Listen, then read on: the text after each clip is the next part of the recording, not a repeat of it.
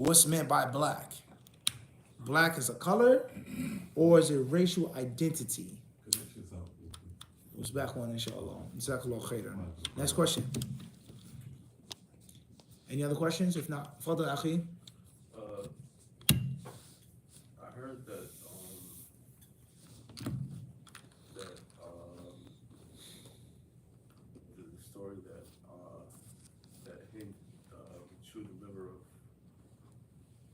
of the prophet's uncle is a fabrication. Is that true? I didn't hear the question. This is like a pretty common story that the wife of Abu Sufyan chewed liver of Hamza. Yeah. Allahu alam. It's not impossible. When you hate someone, you detest someone, once again, the shaitan laughs at you and pushes you to an extreme. It's not far-fetched. It's very common in culture. This is what he said, I'm going to eat your kids, right? No, it's not far-fetched. And there are many different stories of the seerah, which are very popular and famous, which aren't sound. But it isn't something pertaining to halal and haram. It's not something pertaining to your aqidah. It's not going to change nothing in your deen, whether it did or didn't happen. It's possible. And Allah surely knows best. Question is coming from London, UK. Initials RA. How to build the defense mechanisms that Ibn Qayyim talks about. Is it like dhikr, reading Quran, etc.? Need another lecture for that, inshallah. AA from London. Assalamu alaikum wa rahmatullahi. Mufti, please advise us on consistency and motivation in ibadah. Good company.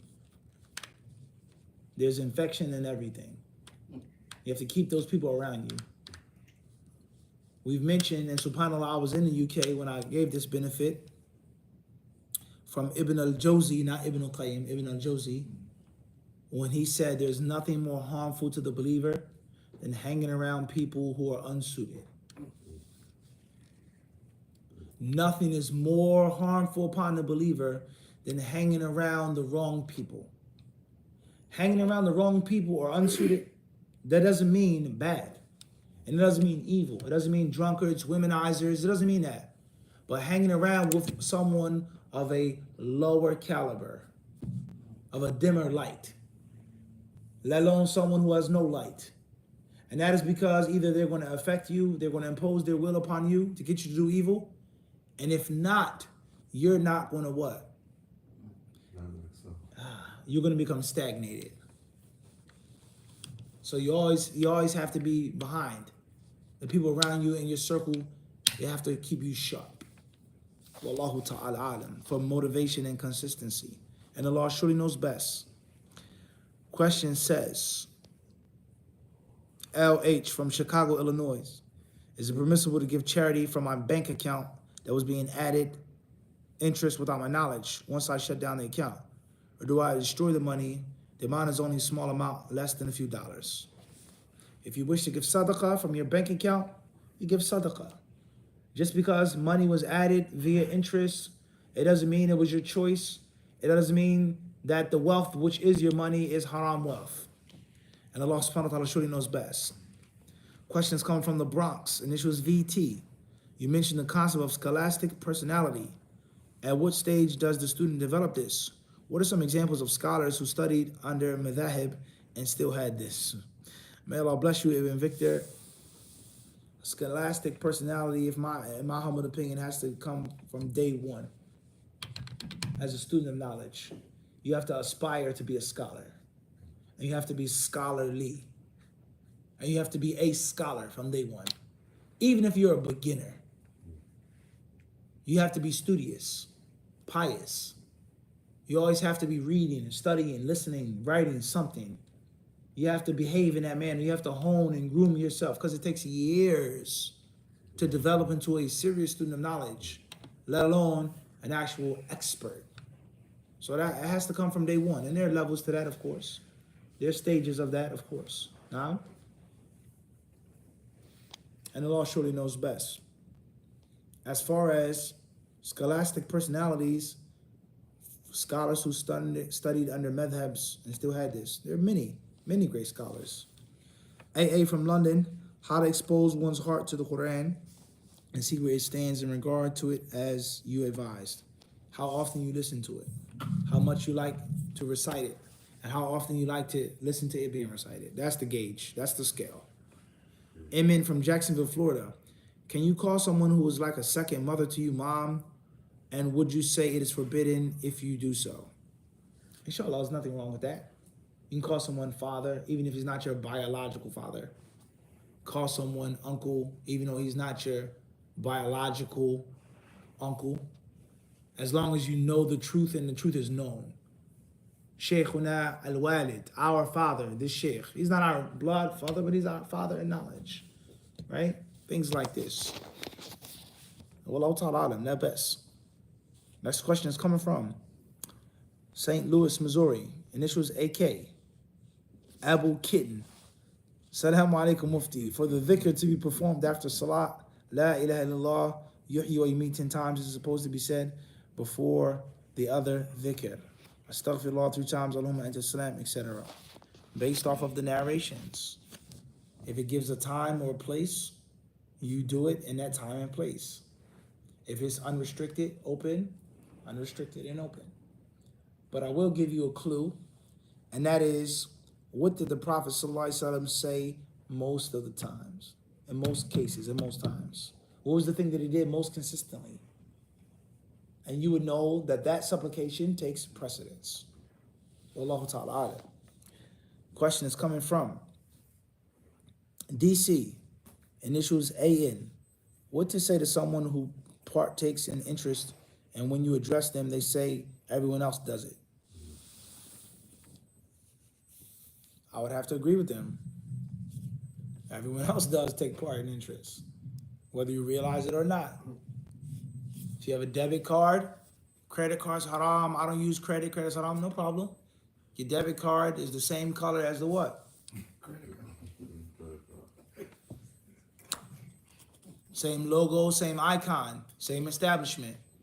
What happens if everybody goes to the bank at the same time and take their money out? What happens to the bank? Crashes. So they're using your money when you're not using it.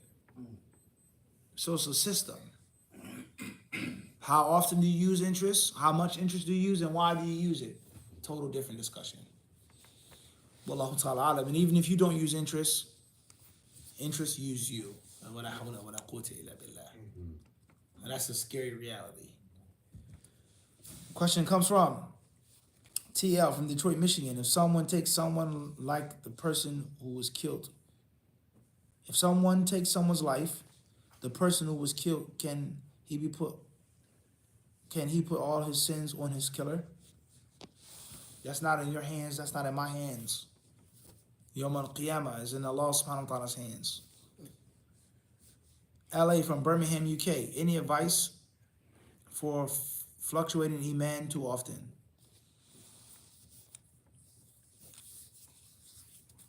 You got to take a pattern. If you've ever been in a hospital, if you're a woman, if you've ever given birth, or even at home, if you've ever been in a hospital or at home with your wife giving birth, what do they do? What's one of the most important things in the early stages of giving birth, labor? Is what?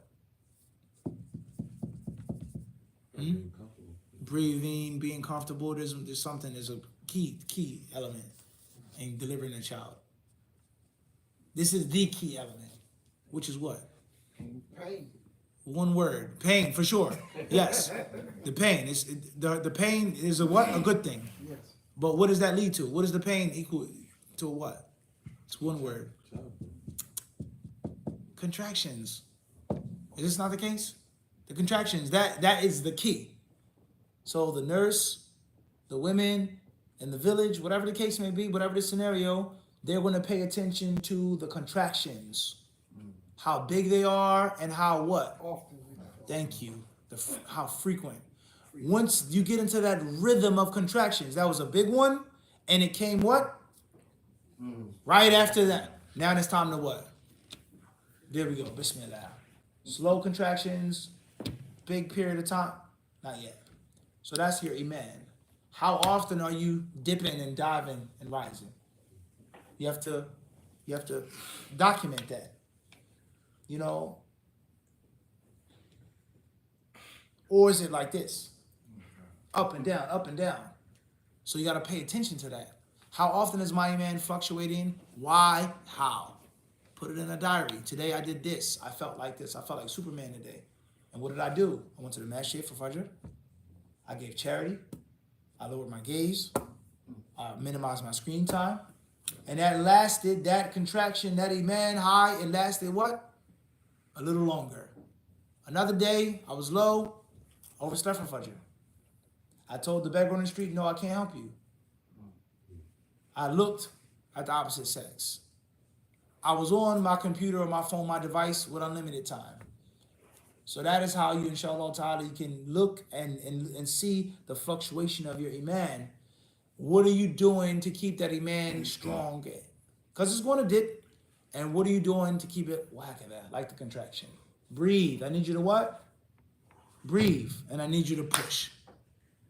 That's what I would say. And Allah subhanahu wa ta'ala should know. So hopefully that makes what? Sense, hopefully. Question says, S.A. from London, UK. Allahumma barik. Your general knowledge is quite impressive, and I am in awe. Wallahi, how do you find your time for non-ilm reading? I see many talibul ilm lack general knowledge. Thank you very much. You're very kind. You flatter us. Our knowledge is very limited if you only but knew. Our studies are very limited if you only but knew. We ask Allah subhanahu wa ta'ala to hide our faults, to hide our sins, and to make you better than what you think we are. And to give us all more beneficial knowledge. Allahumma ameen. I'll say this. One of the reasons why many, and one may say most, students of knowledge are severely lacking in Islamic knowledge, fundamental things, let alone dunya knowledge, geography, history, etc., etc., etc., is because people, they don't see the need to have knowledge of these other things. I.e., they've given the hayat dunya to the kuffar, and they've let the kuffar monopolize it. We deserve this world more than they do. The knowledge of this world, the benefits of this world, the good of this world belongs to the believer, what? More. Everyone understand this? But if you look at it like, oh, just the deen, I just study, hadith, and then that's it. Oh, that's the kuffar science, that's the kuffar knowledge. So if you scorn the knowledge, if there's no need of getting it and learning it, then of course you're going to be lacking. So everything begins with your belief system. I believe it's important to know about history. I believe it's fun to learn history. I believe I can find 1,000 Quranic parallels in history. I believe that it's beneficial to talk to people and give dawah based off of knowledge of. So it's all about sight versus perception. So the student of knowledge who's lacking in these fields, he must what? Change your mindset, like a drug addict. The first thing that the drug addict has to do is change the way he or she thinks. That's the first step of any successful therapy. You're sober, but you still think like a drunk and a drug addict. So right now, the drug addict, I have $10 in my pocket. What am I going to do with that $10? Charity, give it to my son or my wife, buy something to drink, something to eat, do something for myself? Nope. Get high. I got 10 extra minutes, killing time. I'm not, I'm free time. That's 10 minutes to do what? Exercise, rest, learn something, visit a family member, visit a friend, take a shower, brush my teeth. That's 10 minutes to do what? Everyone understand the mindset? The mindset has to change. You don't have 10 minutes. Even if you wanted to get high. And it's okay to get high. You worked hard. You've been sober. You don't have the time. You can't afford it. And that's 10 minutes that you can spend on something 10 times more beneficial. The moment you change your mindset, the physical action is 10 times easier. So how can I be a scholar of Islam and a student of knowledge and I don't know the basics of history, of which the Quran is full of history, and the Quran is full of geography, and the Quran talks about science, the Quran talks about animals and insects, the Quran talks about all of these things at length. But I think and I feel that these things are frivolous, superficial, somebody taught them that. And unfortunately, it was another scholar who taught them that ignorant mindset. So that's the first key. Last but not least, if you're asking for some personal tips from me, first and foremost is all knowledge doesn't come from reading. And it's wrong to think so. Spilling the blood. You don't have to spill a person's blood to kill them, an enemy. A person can be strangled to death. A person can be poisoned. You can kill someone without their blood spilling. So there are different ways of learning and benefiting worldly science, secular science, without reading an actual book, let alone the benefit of reading. And Allah surely knows best. Next question states, AJ from Luxembourg. Is it from the Sunnah to read Quran upon Zamzam water? It being from the Sunnah, Allahu Alam. It being permissible and lawful and useful, many scholars say yes. And I'll say this, the last thing I'll leave you with on this answer is you'd be shocked at the great imams. I'm talking big imams. I'm not going to mention his name. I'm talking big time imams who would do these things. Read the Quran upon water and give the water for someone to drink, someone to wash or bathe, etc., so on and so forth. So that doesn't mean it's permissible. And that doesn't make it a proof, let alone from the Sunnah. But I'm just trying to show you is that the scholars, they have different views on this. And those who say that it is permissible to read upon the water, the Zamzam, for protection, for ruqyah, they have general proofs and evidences that they use. So if you don't want to do it, that's fine. But you cannot criticize and accuse someone who does it of being an innovator. And Allah subhanahu wa ta'ala surely knows best. The next question comes from S.A., London, UK. About to get married, inshallah. Do I have to know the fiqh of menstrual cycle for my wife? What other aspects of fiqh do I have to learn about my wife to lead her? Jazakallah khair. Congratulations. May Allah bless you, bless your marriage, and make you happy. Ameen.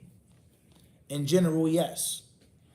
You have to know the basics of these things, what you can and cannot do with your wife.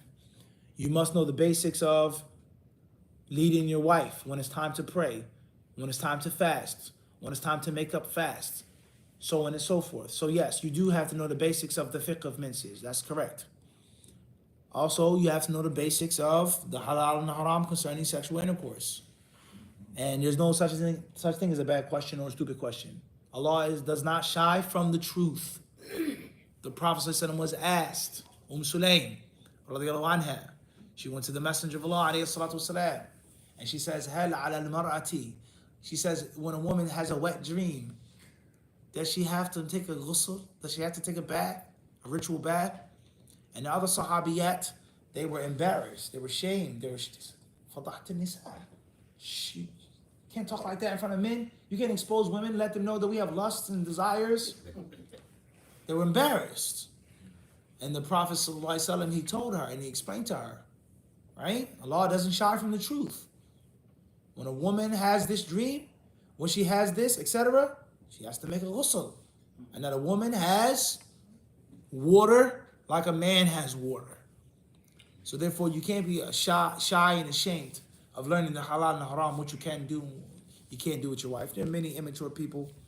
And I remember some years back, somebody asked me in detail, they implored me, they begged me, if you go back to the original recording, to explain the permissibility or the impermissibility of certain sexual acts. And let's be frank, hopefully we're all mature in the room. They asked the question about certain sex toys.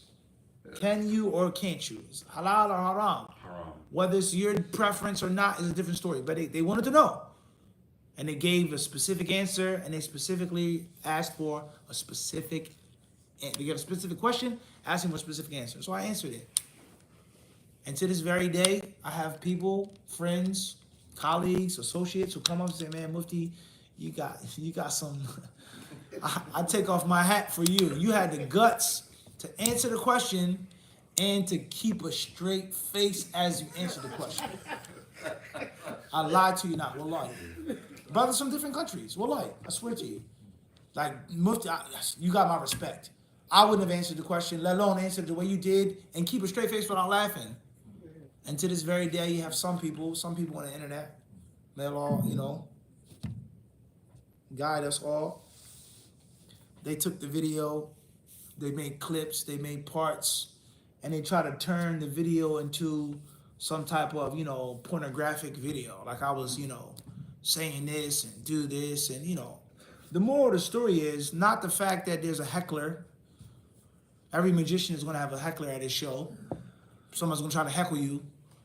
Everyone is going to have a hater. Everyone's going to have a detractor. That's not the moral of the story.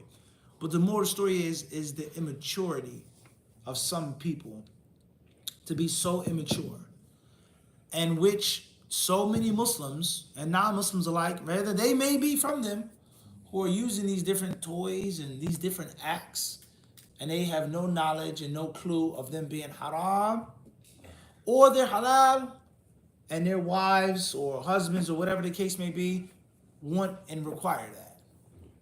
I'm not satisfied in the bedroom with the halal because you're too shy, because you're scared, because you're too this and you're too that. So therefore, I have to get my sexual appetite satisfied where? That's a fact. You wrong when you don't get it at home. So why no? It doesn't get realer than that. You wrong when you what? Whatever you're roaming for. Your father doesn't show you enough love, you find love in the streets. A woman, she becomes a prostitute with a pimp because of what? Daddy issues. I joined a gang. This gang leader is my father. He loves me. Because, how can that? You're wrong when you don't get it at home. So what's best now?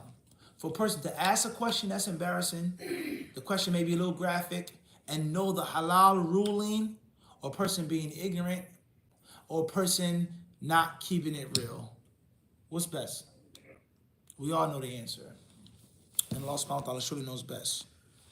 And only Allah knows what's going to happen on the day of judgment with those people.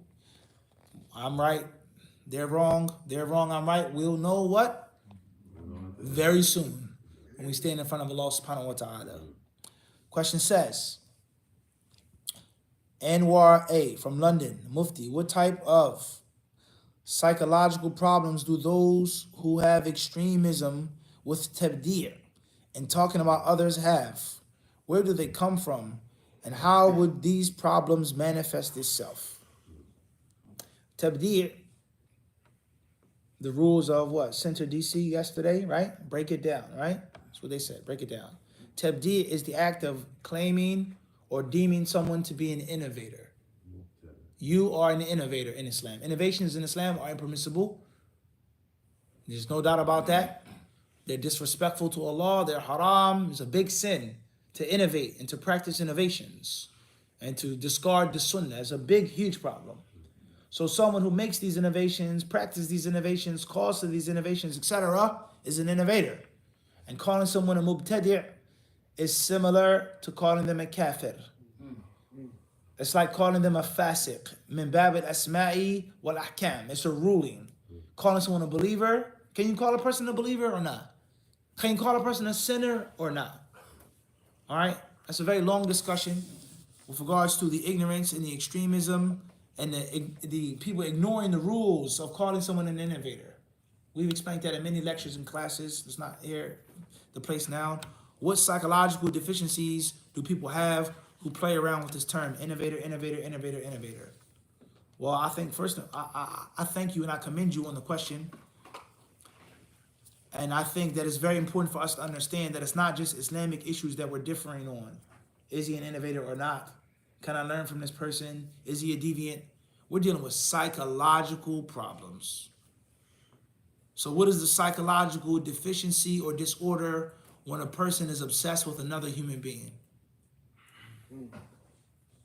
What's the psychological or mental disorder when a person looks at himself as being flawless and perfect and finds nothing but flaw and fault in others? What is the psychological disorder when a person has a love and hate relationship? I hate you. I hate your guts, but I love you so much. You're such a deviant. You're going to the hellfire. Allah is so angry with you that I follow every lecture and class that you do. Don't you know that there's a culture of flyer hunters? You know, hunter-gatherer, they're flyer hunters. A flyer goes up, there are people who hunt flyers. The moment the flyer pops up, he's going to hear such and such on this date with these deviant people. And subhanAllah, you're shocked how quick they see the flyer. In this deviant circle, we're all deviant Muslims here. We're going to have a deviant conference in this deviant masjid, deviant speakers. How in the world did you, oh guided Salafi, see that flyer? And so quickly. They have a network of hunters. So what is off? Not your iman, not your fiqh, your aqidah, your minhaj, your madhab, etc. No, what's off with your brain when you hate someone so much, but at the same time you're what? Obsessed with them. How do you know? I said this in the lecture. I've been a deviant now for many years. It's well known. This person is a deviant. They have ostracized him. He's been excommunicated from the Catholic community for years. How did you know that he just said this in the lecture? Why are you even listening to him? Why are you following him? So there lies no doubt. There's something off with that person's mind, right? It's a severe, extreme sickness and something that a person is lacking, right? And there are many, many other things if you just shed light upon that. Question states, Windsor, Ontario, initials TS, which group of Muslims are the most organized? That's a difficult question. And I'm afraid of spreading my deviance any further if I gave the answer. At the end of the day, no doubt, Islam teaches us organization. Islam teaches us the necessity and the importance of organization. The Imam, the follower behind the Imam. Ramadan begins and it ends, specifically, menstruation. Allah talks about time, dates, appointments. Musa, alayhi salatu wasalam, Allah gave him a what? An appointed time. So from the greatest teachings of Islam is organization. There lies no doubt about that. And the last thing I'll say is, don't ever forget what Hannibal Barker said.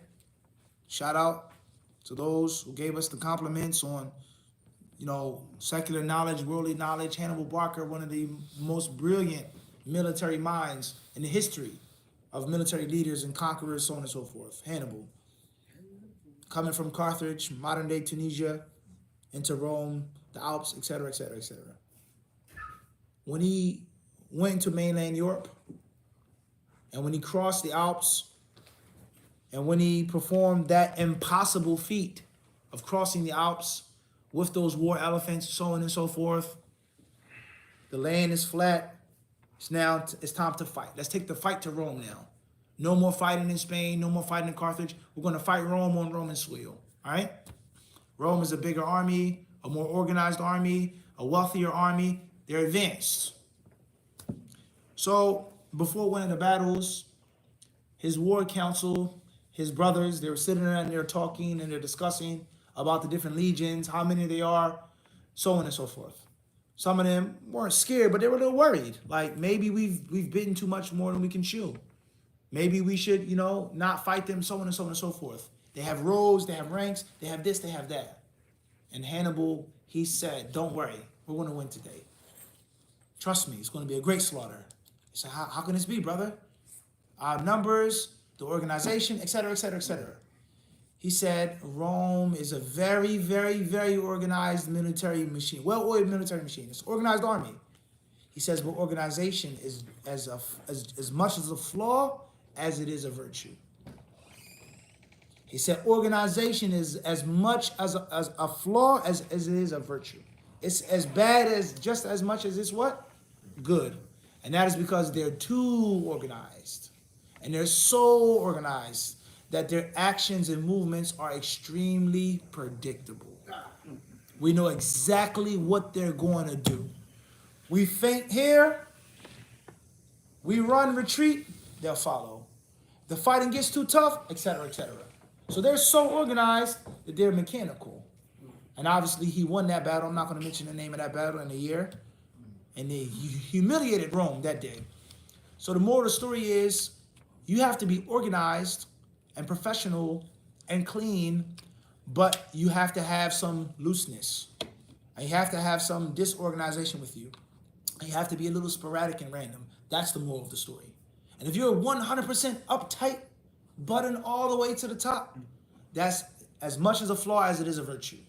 So being on time, being neat, being this, being that, those are all good Islamic things. But you have to have a little what? There's no doubt about that. And that's because your enemy can predict your movements, as an ancient Japanese swordsman said. He said, Fulan comes from this family. He's an aristocrat, highborn. He's a master swordsman. He says, but there's one thing that I have over him that he doesn't have. He said, what is that? He said, I'm crazy.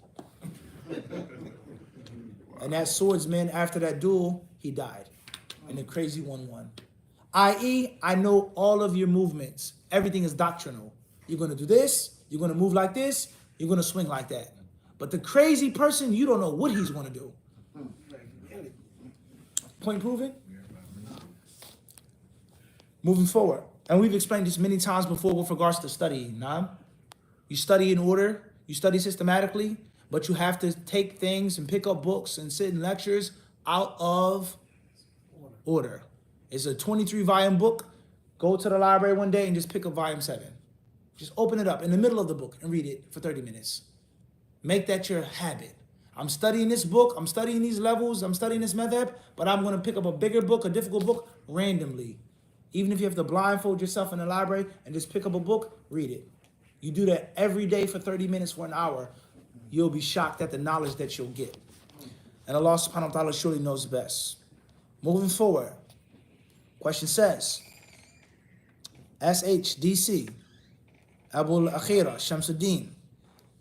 Is this close that Ibn Abbas, Muhammad bin Ka'b, Mujahid, Ad-Dahhak, Qatada, As-Suddi, rahimahumullah, said that he feared the evil eye for them because they were handsome and graceful? Jazakallah khairan, Shams. Thank you very much for giving us that benefit, mentioning those names of those salaf and the interpretation of that ayah. You're getting closer, I'll say that to you. Back in the day, you ever play hot potato, cold potato? Potato's getting warmer, but it's not baked yet. AN from DC. Is it accurate people are cursed because the way they treat their parents and their kids would treat them the same? Sometimes, but a person may make tawbah. You could have been a bad son, and you may make tawbah.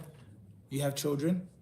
And even if Allah doesn't punish you, or you're not being punished, it doesn't mean that you won't be tested. And how you treat people is how you will be treated. LT from Landover, Maryland. Is someone who partakes in interest worship being accepted? Just because a person deals with interest, it doesn't mean that all of his hard deeds are invalid. And then it doesn't mean that Allah won't accept anything from you. Let alone the fact, the harsh and sad reality is, oftentimes interest is a necessity. Not all the time. Not in every situation with every person. But there are times in which you live in the real world, you know it's unavoidable. And on some level, you're going to have to deal with it. On some level. Some level. And Allah knows best. MS from Banjul, Gambia. Assalamu alaikum, Sheikh. Does one wudu break after touching your private area, even if you get zero sensation from it? Maybe you're in the shower, for examples. Jazakallah khairan. Scholars of Islam, they differ on that issue. Some say yes. Some say no. I personally follow the opinion that touching the private part, skin to skin, regardless of your intention, sensation, lust or not, breaks wudu. So you're in the shower, you touch your private part, front or back, your wudu is broken. If you're outside of the shower, you touch your private part intentionally, your wudu is broken. That's the view that I follow and I feel is the most correct. That's a very long discussion, and we've explained that in many different lectures.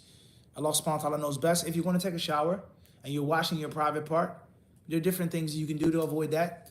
You can use a glove. You can use a cloth. Or if you have to touch your private part for washing, you finish your ghusl, you finish your shower with wudu. Very simple. Wallahu ta'ala alam. TS. Windsor, Ontario. Are there any books in English on political military tactics from the Sunnah? There are. AK from St. Louis, Missouri. Assalamu alaikum, Mufti. If someone is struggling financially and they sometimes get a fear of poverty when giving, what would be the best way to combat this? This will be our last question. With regards to military tactics or strategy, etc., the art of war, the conduct of war in the Sunnah, there are different books. Some of those books I have in my library. I'm not going to mention them right now. I would say read Zadul Ma'ad, Provisions for the Hereafter of Ibn al-Qayyim. When he discusses the battles of the Prophet, the war between the Prophet and the Mushrikun, the Munafiqs, etc. At the end of the mentioning of the story of Badr, of Uhud, he talks about the different benefits and the different walkaways and takeaways from that battle. An example of this is Uhud. What did the Prophet ﷺ do? Did he go out and fight, or did he remain on the defense? That's a tactic, right? If your opponent and if your enemy is overly aggressive, one of the best ways of fighting them and defeating them is allowing them to be what? Aggressive. Lure them in, lure them in, lure them in. Let them walk into your trap. And of course, Sun Tzu, he said, feign weakness. Act scared, act timid, act shy, act afraid. And obviously, we don't have to talk about Sun Tzu or this philosopher or Fulan and Fulan, rope-a-dope. Ali and Foreman, brilliant performance. Foreman, you know, all of the hype that led up to that fight. Ali was washed up. He was this, he was that. You beat Frazier, big deal, blah, blah, blah, blah, blah. Foreman was strong, as we say, strong as an ox. Wala hawla wala quwwata illa billah. Foreman was powerful. You look at the heavy bag he was hitting. He literally, the heavy bag was dented. He was destructive. He's going to crush Ali. One thing about Muhammad Ali, whether you like him or not, may Allah have mercy on his soul, whether you feel he was the greatest boxer or not, whatever the case may be, he was much more than just a boxer. He was a philosopher. And from his philosophy is that he had a great handle of psychology, the human psyche. He knew how to talk trash.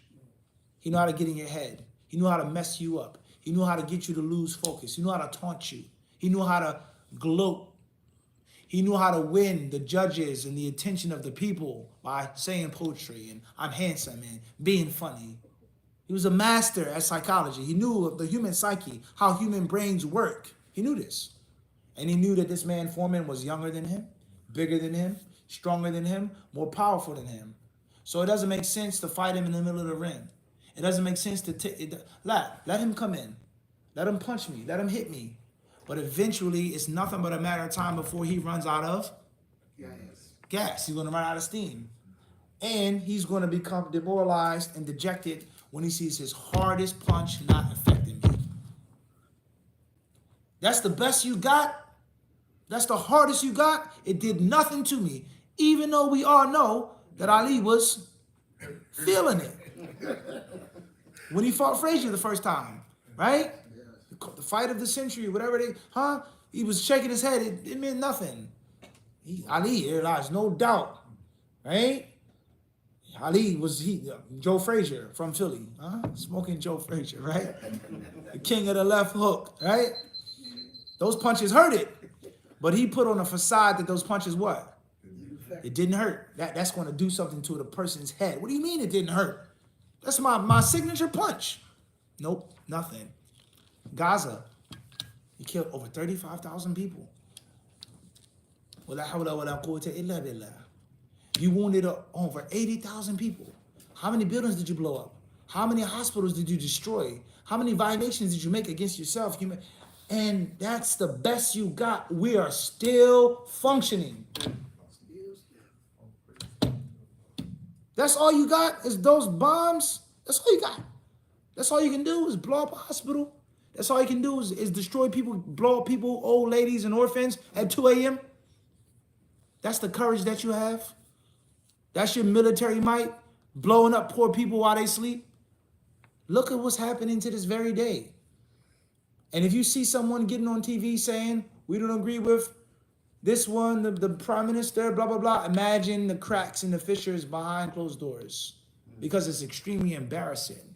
For over 7 months, you have billions of dollars of aid and funding from America. You have an Air Force, they're ragtag, and you can't even beat them. You can't even defeat them. And you know one of the reasons why you can't defeat them is because it was a trap from day one.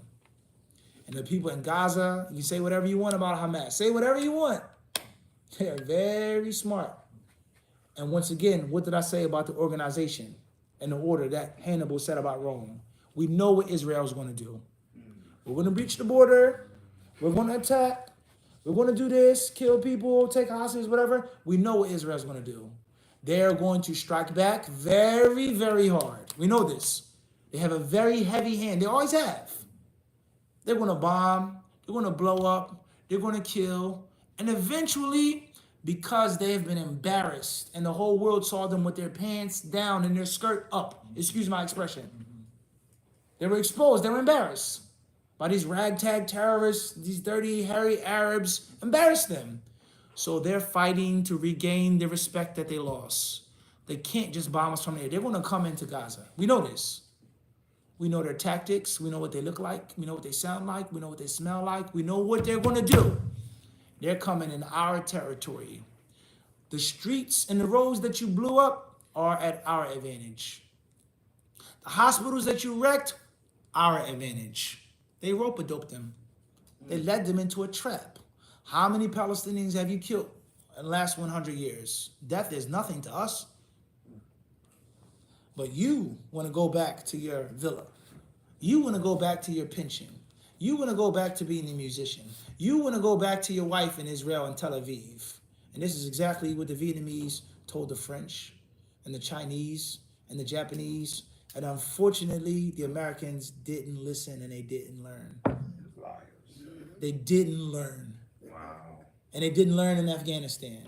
And that's what they said. They said, sure, for every 10 Vietnamese, only one American. He says, but we're willing to accept that ratio. Are you willing to accept that ratio? Can your media accept that? You have a girlfriend at home. You want to go home and do this. You have all of these things. We have nothing. We've been invaded for years. We're ready to die. So therefore, Uhud, what did the Prophet ﷺ do? Allowing your arrogant, haughty enemy to do what? Come. And to exhaust himself and outstretch himself. How did they defeat Napoleon on a battlefield? They didn't defeat him with the cannons. They defeated Napoleon by accepting the greatness of Napoleon. He's sharp. He's a great military leader, but he has a major character flaw, and that is he's arrogant, he's conceited, and he's overly aggressive. And a man loves to fight. He loves to compete. So therefore, come on in. Come into Moscow. Tafadal. It's yours. Take it. Where's the army? Where's the emperor? Come on in. Outstretched himself. The Russian winter would get to you. The partisans would get you. The Cossacks would get to you, etc., etc. And they realized, don't fight the man. And that's how they defeated him. So these are different things that you learn from these different Sirah battles. Military strategy, Badr. The Muslims were outnumbered 3-1 and they still won. Why did they win? How did they win? Etc., etc., etc. These are very important in the life of the Muslim. And of course, we can go on and on and on and on.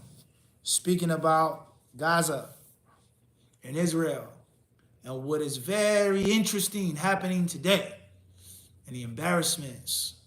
And you kill all of those people and you still have no victory.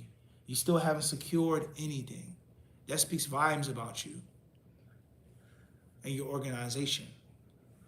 And Allah subhanahu wa ta'ala surely knows best. We ask Allah to help our brothers and sisters in Gaza, to help our brothers and sisters in Sudan, to help our brothers and sisters around the world, in all countries, We ask Allah to help all of the Muslims, to guide them, to heal them, to cure them, to have mercy upon those who lost their lives, and to give them victory against the enemies of Allah, the enemies of His Messenger, the enemies of Islam. Allahumma ameen.